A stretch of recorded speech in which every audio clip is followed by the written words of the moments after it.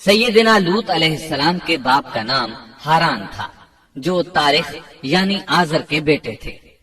اللہ تعالیٰ نے لوط علیہ السلام کا پورے قرآن میں 27 بار ذکر کیا ہے۔ یہ ذکر 14 سورتوں میں متفرق مقام پر آیا ہے۔ آپ کا والد آپ کے بچپن ہی میں فوت ہو گیا تھا، اس لیے آپ نے اپنے دادا آزر کے گھر اپنے چچا ابراہیم علیہ السلام کے ہاں پرورش پائی۔ یہی وجہ ہے کہ ابراہیم علیہ السلام کو ان سے بے حد محبت تھی۔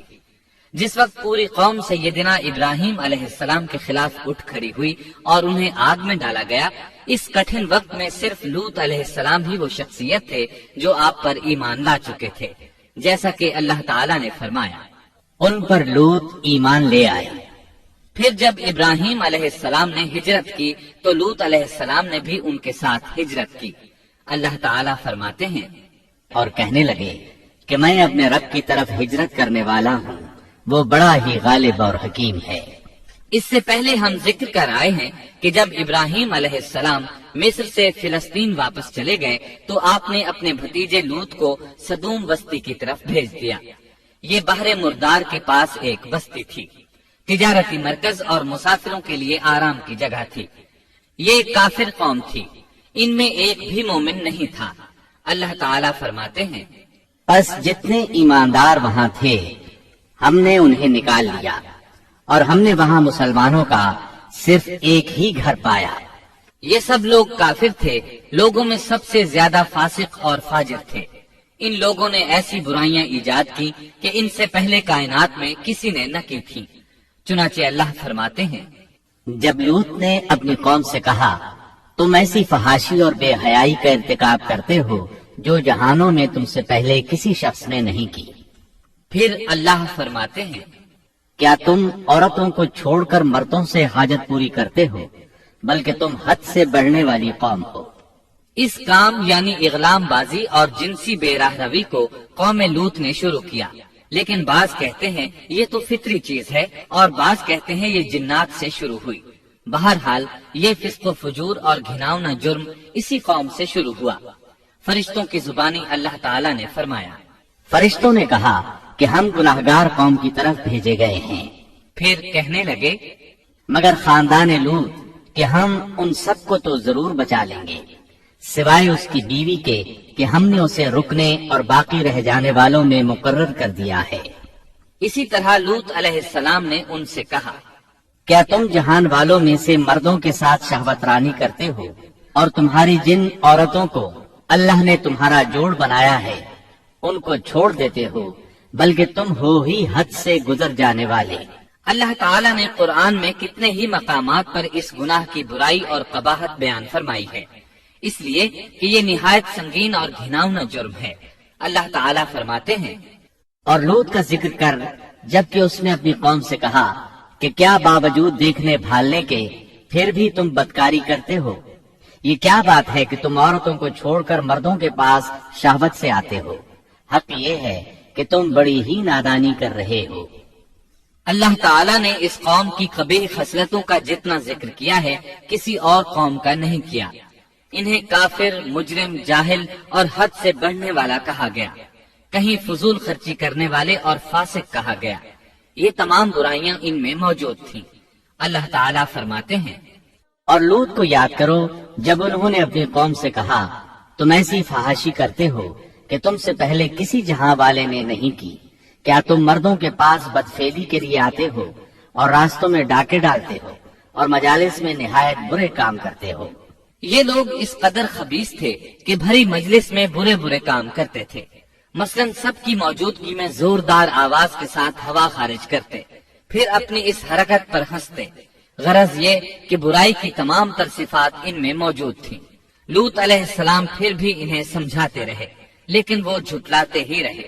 اللہ تعالیٰ فرماتے ہیں، قوم لوط نے پیغمبروں کو جھٹلایا جبکہ ان کے بھائی لوط نے ان سے کہا کہ تم اللہ کا خوف نہیں رکھتے۔ میں بلا شبہ تمہاری طرف امانت والا پیغمبر ہوں، البتہ اللہ سے ڈرو اور میری اطاعت کرو، اور اس کام پر میں تم سے کوئی اجرت اور مزدوری نہیں چاہتا۔ میرا اجر تو صرف اور صرف جہانوں کو پالنے والے کے ذمے ہے۔ انبیاء کا مشن ہی یہ ہوتا ہے کہ تبلیغ کرتے رہیں۔ لہٰذا لوط علیہ السلام دعوت دیتے رہے، لیکن دعوت کے نتیجے میں قوم کا رد عمل کیا تھا اللہ نے اس کا بھی ذکر کیا ہے۔ فرمایا، بس اس کی قوم کا جواب یہی ہوتا کہ اللہ کا عذاب لے آ اگر تو سچا ہے۔ اسلام دشمن اور کافر قوموں کا جواب یہی ہوتا ہے۔ قوم عاد اور قوم سمود نے بھی یہی جواب دیا تھا۔ دوسری آیت میں ہے، لوط نے انہیں ہماری پکڑ سے ڈرایا، یعنی انہوں نے کہا، اے قوم، اللہ کی پکڑ سے اور عذاب سے بچ جاؤ، محتاط ہو جاؤ۔ اس کی لاٹھی بے آواز ہے، لیکن وہ ڈرانے والوں سے بھی جھگڑتے ہی رہے۔ ایک اور آیت میں اللہ فرماتے ہیں، اور ان کی قوم سے کوئی جواب نہ بن پڑا بجز اس کے کہ آپس میں کہنے لگے کہ ان لوگوں کو اپنی بستی سے نکال دو، یہ پاک باز بننے کی کوشش کرتے ہیں۔ چونکہ یہ سب کے سب لوگ فحاشی، عریانی، بے حیائی، بے غیرتی، فسق و فجور اور بدکاری میں مصروف تھے، ان کے نزدیک پاکیزگی اختیار کرنا بے معنی کام بن چکا تھا۔ لوط علیہ السلام اور ان کی بیٹیوں کے علاوہ کوئی شخص پاک نہ تھا، سب کے سب غلاظت میں ڈوبے ہوئے تھے۔ چنانچہ انہوں نے لوط علیہ السلام کو اپنی بستی سے نکال باہر کرنے کا فیصلہ کیا۔ کہنے لگے، اے لوط، اگر تو اپنے اس واعظ و نصیحت سے باز نہ آیا تو ضرور تجھے نکال دیا جائے گا۔ اس پر لوط نے فرمایا، میں بھی تمہارے اس گھناونے عمل سے بیزار ہو چکا ہوں۔ چنانچہ لوط علیہ السلام اس موقع پر وہاں سے نکل آئے اور اپنے رب سے یوں دعا گو ہوئے، اے میرے پروردگار، مجھے اور میرے اہل کو ان کے عمل سے بچا لے اور نجات عطا فرما۔ کتنی ہی آیات میں ہے کہ ان لوگوں نے لوط علیہ السلام کو بستی سے نکالنے کا عزم کر رکھا تھا، اور لوط علیہ السلام اس پوری بستی میں بے یار و مددگار تھے۔ وہاں ان کا کوئی خاندان تو تھا نہیں، لہٰذا گھر میں ہی بیٹھے رہے، دعا کرتے رہے، اے پروردگار، اس فسادی قوم کے خلاف میری مدد فرما۔ اس دعا سے اس قوم کی ایک اور خصلت معلوم ہوئی، اور وہ یہ کہ وہ فسادی بھی تھے۔ سو اللہ نے دعا قبول فرمائی، فرشتے بھیجے، جبرائیل، میکائیل اور ملک الموت، اور بعض روایات کے مطابق اسرافیل کو بھی ان کے ساتھ بھیجا گیا۔ وہ سب سے پہلے ابراہیم علیہ السلام کے پاس آئے تاکہ انہیں اسحاق علیہ السلام کی بشارت دیں۔ آخر کار یہاں سے فرشتوں نے سدوم کا رخ کیا۔ یہ فرشتے وہاں نوجوان لڑکوں کی صورت میں پہنچے، ان کی ٹولیوں کے پاس سے گزرے تاکہ انہیں آزما لیا جائے، ان پر حجت قائم ہو جائے۔ مطلب یہ کہ اللہ تعالیٰ نے فرشتوں سے کہا تھا کہ ان لوگوں کو اس وقت تک ہلاک نہ کرنا جب تک کہ ان کے نبی کو ان پر الزام لگاتے نہ دیکھ لو۔ چنانچہ یہ فرشتے نوجوان اور خوبرو لڑکوں کی صورت میں بستی کے کنارے پہنچ گئے۔ لوط علیہ السلام کی ایک بیٹی بستی سے باہر کنارے پر رہتی تھی۔ جب اس نے انہیں دیکھا تو ڈر گئی۔ اس نے سوچا، ہماری قوم کے لوگوں نے اگر انہیں دیکھ لیا تو ضرور ان سے برائی کر کے رہیں گے، اس لیے وہ اپنے والد لوط علیہ السلام کی طرف دوڑی۔ ان کے پاس پہنچ کر کہنے لگی، میں نے چند نوجوان لڑکوں کو دیکھا ہے اور میں ان کے بارے میں خوفزدہ ہوں۔ لوط علیہ السلام جلدی سے ان کی طرف آئے، ان سے پوچھا، آپ کیسے آئے ہیں؟ انہوں نے بتایا، ہم آپ کے مہمان ہیں۔ لوط علیہ السلام چاہتے تھے انہیں باہر ہی سے دوسری طرف روانہ کر دیں، لیکن جب انہوں نے کہا کہ ہم مہمان ہیں تو وہ انہیں جانے کے لیے نہ کہہ سکے، چنانچہ ان سے بولے، اللہ کی قسم، زمین کی پشت پر اس سے خبیث اور گندی قوم ہم نے نہیں دیکھی، اور نہ ہی کسی کے بارے میں ایسا معلوم ہوا۔ آپ نے 2 بار، 6 بار اور پھر 4تھی بار بھی ان سے یہی بات کہی تاکہ ان نوجوانوں کو حالات کا علم ہو جائے، وہ بھانپ لیں، لیکن وہ تو فرشتے تھے اور لوط علیہ السلام کی قوم کے خلاف گواہی تلاش کر رہے تھے۔ آخر لوط علیہ السلام انہیں اپنے گھر لے آئے، انہیں بٹھایا۔ لوط علیہ السلام کی بیوی کافر تھی اور قوم کے ساتھ تھی۔ وہ باہر گئی اور اس نے لوگوں کو بتایا کہ اس نے لوط علیہ السلام کے گھر میں ایسے خوبصورت چہروں والے نوجوان دیکھے ہیں کہ زمین پر آج تک ان جیسے کہیں نظر نہیں آئے۔ یہ سنتے ہی وہ سب لوط علیہ السلام کے گھر کی طرف لپکے۔ قرآن کریم میں آتا ہے، لوگ جلدی سے اس کی طرف لپکے اور وہ اس سے پہلے فحاشی کے عادی بن چکے تھے۔ ایک جگہ الفاظ ہیں، شہر کے لوگ خوش ہوتے ہوئے آئے۔ وہ اس حد تک فاسق اور فاجر بن چکے تھے کہ خوش ہوتے ہوئے وہاں آئے تاکہ ان خوبصورت لڑکوں سے لذت حاصل کر سکیں۔ یہ گھر کے سامنے پہنچ گئے تو لوط علیہ السلام انہیں روکنے کے لیے گھر سے نکلے. ان سے فرمایا, اے میری قوم, تمہاری خواہش کے لیے میری بیٹیاں موجود ہیں, یعنی قوم کی عورتیں موجود ہیں. نبی قوم کا باپ ہوتا ہے, اس کی بیویاں قوم کی مائیں اور قوم کی عورتیں اس کی بیٹیاں شمار ہوتی ہیں, جیسا کہ سورہ ہود میں آتا ہے. کہنے لگے, اے میری قوم, میری یہ بیٹیاں تمہارے لیے پاکیزگی کا باعث ہیں, لہٰذا اللہ سے ڈرو اور مجھے میرے مہمانوں کے بارے میں رسوا نہ کرو. کیا تم میں کوئی بھلا شخص موجود نہیں؟ آپ کی بات کے جواب میں انہوں نے کیا جواب دیا, قرآن مجید میں آتا ہے. کہنے لگے, لوط, تو جانتا ہے تیری بیٹیوں یعنی قوم کی عورتوں سے ہمیں کوئی سروکار نہیں, ہم جو چاہتے ہیں تمہیں خوب معلوم ہے. لوط کہنے لگے, کاش میرے پاس کوئی قوت ہوتی یا میں کسی مضبوط پناہ میں ہوتا. لوط علیہ السلام کے پاس کچھ بھی تو نہیں تھا, صرف ان کی اپنی بیٹیاں ان پر ایمان لائی تھیں, یہاں تک کہ ان کی بیوی بھی کافر تھی. بخاری اور مسلم کی روایت ہے, نبی کریم صلی اللہ علیہ وسلم نے فرمایا, اللہ تعالیٰ لوط پر رحمت فرمائے, وہ اللہ تعالیٰ کی طرف پناہ لیتے تھے. مفسرین کا کہنا ہے کہ لوط علیہ السلام کے بعد اللہ نے جو نبی بھیجا وہ کسی اونچے خاندان اور قبیلے کا چشم و چراغ ہوتا تھا, جو اس کی حفاظت کرنے کے قابل ہوتا تھا. لوط علیہ السلام کے ساتھ کوئی مددگار نہیں تھا. ایک دوسرے مقام پر اللہ تعالیٰ فرماتے ہیں, اور شہر کے لوگ خوش ہوتے ہوئے آئے. لوط نے کہا, یہ میرے مہمان ہیں, مجھے رسوا نہ کرو, اللہ سے ڈرو اور مجھے ذلیل نہ کرو. انہوں نے کہا, کیا ہم نے تجھے جہان والوں کے بارے میں منع نہیں کیا؟ یعنی انہوں نے آپ کو تبلیغ وغیرہ سے بھی روک دیا تھا. لوط نے کہا, اگر خواہش پوری کرنا چاہتے ہو تو میری بیٹیاں یعنی قوم کی عورتیں موجود ہیں, ان سے کر لو. اے پیغمبر, تیری عمر کی قسم, وہ لوگ اپنی مدہوشی میں مست تھے. اللہ تعالیٰ نے کسی انسان کی عمر کی قسم نہیں کھائی سوائے نبی کریم صلی اللہ علیہ وسلم کے, اور یہ اعزاز آپ کے شرف, عزت اور تکریم پر دلیل ہے. اب ان لوگوں نے گھر میں داخل ہونے کی تیاری کر لی. ادھر لوط علیہ السلام نے اپنے تینوں مہمانوں کی طرف دیکھا. آپ ان کے لیے فکر مند تھے, لیکن وہ یہ دیکھ کر حیران ہوئے بغیر نہ رہے کہ وہ تینوں بالکل بے فکر بیٹھے تھے. اس وقت کی کیفیت اللہ تعالیٰ نے قرآن مجید میں یوں بیان فرمائی ہے. لوط کہنے لگے, تم لوگ تو کچھ انجان سے معلوم ہو رہے ہو. اس پر وہ کہنے لگے, ہم تو تیرے پاس وہ فیصلہ لائے ہیں جس میں اس قوم کو شک تھا, اور ہم تیرے پاس حق لے کر آ چکے ہیں, اور بے شک ہم سچے ہیں. سورۃ العنکبوت میں اللہ تعالیٰ فرماتے ہیں, فرشتوں نے کہا, اے لوط, نہ ڈر اور غم نہ کھا, یقیناً ہم تجھے اور تیرے اہل کو سوائے تیری بیوی کے نجات دیں گے, وہ پیچھے رہ جانے والوں میں سے ہوگی. ہم اس بستی والوں پر ان کے گناہوں کے سبب آسمان سے عذاب نازل کرنے والے ہیں. انہوں نے یہ بھی کہا, کہنے لگے, اے لوط, ہم اللہ کے بھیجے ہوئے فرشتے ہیں, یہ لوگ تجھ تک نہ پہنچ پائیں گے, یعنی تجھے تکلیف نہیں پہنچا سکیں گے. پھر ان میں سے ایک شخص نے اندر داخل ہونے کی کوشش کی. جبریل اٹھے, انہیں ایک ایسی ضرب لگائی کہ تمام کے تمام اوندھے ہو گئے. اس بارے میں اللہ کا فرمان ہے, انہوں نے لوط کو اس کے مہمانوں کے بارے میں پھسلانے کی کوشش کی تو ہم نے ان کی آنکھیں مٹا ڈالی.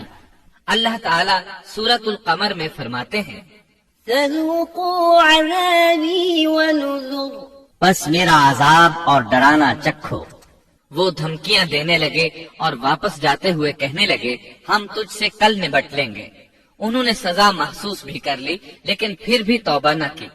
اس وقت فرشتوں نے کہا, یقیناً ان کے وعدے کا وقت صبح کا ہے, اور کیا صبح بالکل قریب نہیں؟ صبح تک انہیں مہلت مل گئی. فرشتوں نے کہا, اے لوط, اپنے اہل کو رات کے حصے میں لے کر نکل جا, اور ان کے پیچھے پیچھے تو چل, اور تم میں سے کوئی پیچھے مڑ کر نہ دیکھے, اور جہاں تمہیں حکم ہو چلے جاؤ. اور ہم نے اسے وہ فیصلہ سنا دیا کہ صبح ہوتے ہی اس قوم کی جڑ کاٹ دی جائے گی.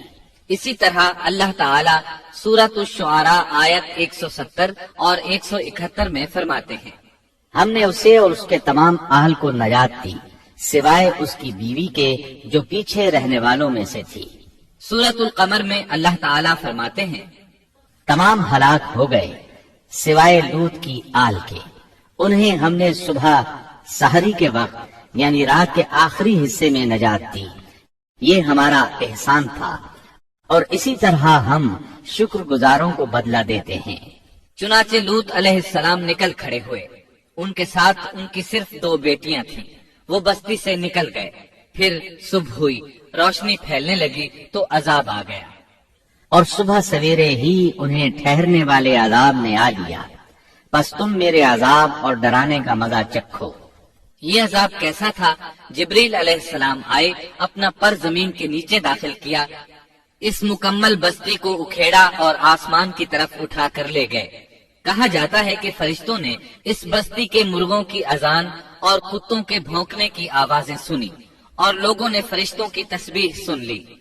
جبریل علیہ السلام نے ایک چیخ ماری، سب بجھی ہوئی آگ کی طرح ہو گئے، پھر مکمل بستی کو پکڑ کر الٹا دیا، ہر ایک کے لیے آسمان میں پتھر تیار تھا، بہرحال اس کو زمین پر دے مارا۔ اللہ تعالیٰ سورہ ہود میں فرماتے ہیں، بس جب ہمارا حکم آیا تو ہم نے اس کا اوپر والا حصہ نیچے کیا اور ان پر کنکریلے پتھر برسائے جو تہ بتہ تھے، تیرے رب کی طرف سے نشاندار تھے، اور وہ ان ظالموں سے کچھ دور نہیں تھے۔ سورۃ الحجر میں اللہ فرماتے ہیں، روشنی ہوتے ہی انہیں بڑے زور کی چیخ نے پکڑ لیا، پھر ہم نے اس کا بلند حصہ نیچے کیا اور ان پر کنکر والے پتھر برسائے۔ سورۃ الشعراء میں اللہ فرماتے ہیں، اور ہم نے ان پر ایک خاص قسم کا می برسایا، بس بہت ہی برا می تھا جو ڈرائے گئے ہوئے لوگوں پر برسا۔ یہ ماجرا بھی سراسر عبرت ہے، ان میں سے بھی اکثر مسلمان نہ تھے۔ بے شک تیرا پروردگار وہی ہے غلبے والا، مہربانی والا۔ سورۃ النجم میں اللہ فرماتے ہیں، اور اس نے الٹائی ہوئی بستیاں گرا دی، پھر ان کو اس چیز سے ڈھانپا جس سے بھی ڈھانپا، مطلب یہ کہ ان پر پتھروں کی بارش برسائی۔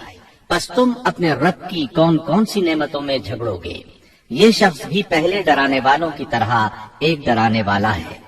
اس طرح یہ بستی سدوم باہر مردار کے علاقے میں تہس نہس ہو گئی، اور اس کے آثار و نشانات قیامت تک کے لیے چھوڑ دیے گئے ہیں۔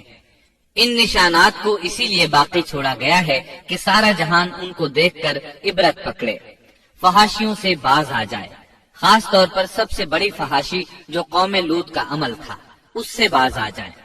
سیدنا لوط علیہ السلام کے اس قصے میں قرآن حکیم اور احادیث نبوی سے یہ بات ثابت ہوتی ہے کہ سیدنا لوط علیہ السلام جس قوم کی طرف مبعوث کیے گئے تھے وہ قوم اخلاق کے اعتبار سے بالکل ختم ہو چکی تھی، اور اب اس کی اصلاح ناممکن ہو چکی تھی۔ اس قوم نے اپنے جرم کو جرم بھی نہیں سمجھا تھا، عام مقامات پر اعلانیہ بے حیائی کرنا ان کا مشغلہ تھا۔ یہ ایسا عمل تھا جس کی ماضی میں کوئی نظیر نہیں ملتی۔ مردوں کا مردوں سے اختلاط اور عورتوں کا عورتوں سے، یہ ایسا فعل تھا جو جنگل کے وحشی جانور بھی نہیں کرتے۔ یہی وجہ تھی کہ یہ قوم اپنے میں سے کچھ نیک لوگوں کو بھی برداشت نہیں کرتی تھی، وہ انہیں نیکی اور شرافت کی دعوت دیتے تھے، اسی لیے وہ ان کے سخت مخالف ہو گئے تھے۔ قرآن کریم نے اس قوم کے 3 بڑے جرائم کا ذکر کیا ہے۔ یہ کہ تم مردوں سے بدفعلی کرتے ہو، مسافروں کو لوٹ لیتے ہو، عام مجلسوں میں اعلانیہ فحاشی کرتے ہو۔ ان 3 گناہوں میں سے سب سے پہلا گناہ بدترین گناہ تھا۔ یہ گناہ اس قوم سے پہلے کسی نے نہیں کیا تھا، گویا وہ اس گناہ کو ایجاد کرنے والے تھے، اور یہ گناہ زنا سے بھی زیادہ شدید ہے۔ قرآن کریم اور احادیث کی روح سے اغلام بازی ایک بدترین گناہ ہے۔ احادیث میں اس گناہ کی مختلف سزائیں آئی ہیں۔ ایک روایت میں ہے کہ فاعل اور مفعول دونوں کو قتل کر دو۔ بستی سدوم عذاب کے نزول سے قبل کن حالات سے دوچار تھی، سورۃ الزاریات آیت 35 اور 36 میں یوں بیان ہوا ہے، پھر ہم نے ان سب لوگوں کو نکال لیا جو اس بستی میں مومن تھے، یعنی لوط علیہ السلام اور ان پر ایمان لانے والے۔ سو ہم نے اس بستی میں سوائے ایک گھر کے مسلمانوں کا کوئی گھر نہ پایا۔ اس کا مطلب ہے وہاں صرف سیدنا لوط علیہ السلام اور ان کا گھرانہ مسلمان تھا، باقی سب گھر کافروں کے تھے۔ اللہ تعالیٰ کسی قوم کی مکمل تباہی کا فیصلہ اس وقت تک نہیں کرتے جب تک کہ اس قوم میں کچھ قابل لحاظ بھلائی موجود ہو، مگر جب قوم کا حال یہ ہو جائے کہ اس میں بھلائی آٹے میں نمک کے برابر بھی باقی نہ رہے، تو ایسی صورت میں اللہ کا قانون یہ ہے کہ نبی اور اس پر ایمان لانے والوں کو اپنی قدرت خاص سے کسی نہ کسی طرح بچا لیا جاتا ہے، اور باقی لوگوں کے ساتھ وہی معاملہ کیا جاتا ہے جو ہوش مند تاجر اپنے ٹوکرے کے گلے سڑے پھلوں کے ساتھ کرتا ہے۔ اچھے پھل ان میں سے نکال لیتا ہے اور سڑے ہوئے باہر پھینک دیتا ہے۔ عذاب کے بعد اللہ تعالیٰ نے اس شہر کے کھنڈرات کے بارے میں سورۃ الزاریات آیت 37 میں یوں فرمایا ہے، اس عذاب کے بعد ہم نے وہاں بس ایک نشانی ان لوگوں کے لیے چھوڑ دی جو دردناک عذاب سے ڈرتے تھے۔ اس نشانی سے مراد بحیرہ مردار ہے۔ اس کا جنوبی علاقہ آج بھی ایک عظیم تباہی کے آثار پیش کر رہا ہے۔ ماہرین آثار قدیمہ کا خیال ہے کہ قوم لوط کے 5 بڑے شہر شدید زلزلے سے زمین میں دھس گئے تھے اور ان کے اوپر بحیرہ مردار کا پانی پھیل گیا تھا۔ اس خیال کی وجہ یہ بتائی جاتی ہے کہ بحیرہ مردار کا وہ حصہ جو اللسان نامی جزیرے کے جنوب میں واقع ہے وہ صاف طور پر بعد میں پیدا ہوا ہے، اور قدیم بحیرہ مردار کے جو آثار اس جزیرے کے شمال میں نظر آتے ہیں وہ جنوب میں پائے جانے والے آثار سے بالکل مختلف ہیں۔ ماہرین آثار قدیمہ نے اس سے یہ بات اخذ کی ہے کہ جنوب کا حصہ پہلے اس بحیرہ کی سطح سے بلند تھا، بعد میں زلزلے سے دھنس کر زمین کے نیچے چلا گیا۔ اس دھنسنے کا زمانہ بھی 2000 برس قبل مسیح کے قریب معلوم ہوتا ہے، اور یہ زمانہ تاریخ کے اعتبار سے سیدنا ابراہیم علیہ السلام اور سیدنا لوط علیہ السلام کا زمانہ ہے۔ 1965 عیسوی میں آثار قدیمہ کی ایک امریکی ٹیم کو اللسان جزیرے پر ایک بہت بڑا قبرستان ملا۔ اس میں 20,000 سے زائد قبریں تھیں۔ اس سے اندازہ ہوتا ہے کہ قریب ہی کوئی بڑا شہر آباد تھا۔ اس لیے عین ممکن ہے کہ جس شہر کا یہ قبرستان ہے وہ بحیرہ میں غرق ہو چکا ہو۔ بحیرہ کے جنوب میں جو علاقہ ہے اس میں اب بھی ہر طرف تباہی کے آثار موجود ہیں، اور زمین میں گندھک، رال، کول تار اور قدرتی گیس کے اتنے بڑے ذخائر پائے گئے ہیں کہ ان کو دیکھ کر یقین ہو جاتا ہے کہ کسی وقت بجلیوں کے گرنے سے یا آتش فشاں کا لاوا نکلنے سے یہاں آگ پھٹ پڑی تھی۔ اللہ تعالیٰ سورہ ہود کی آیت 83 میں ارشاد فرماتے ہیں، پتھراؤ کا یہ عذاب آج بھی ظالموں سے دور نہیں۔ مطلب یہ کہ جو قوم اس قوم کی طرح ظلم اور بے حیائی پر جم جائے وہ اپنے آپ کو اس جیسے عذاب سے دور نہ خیال کرے۔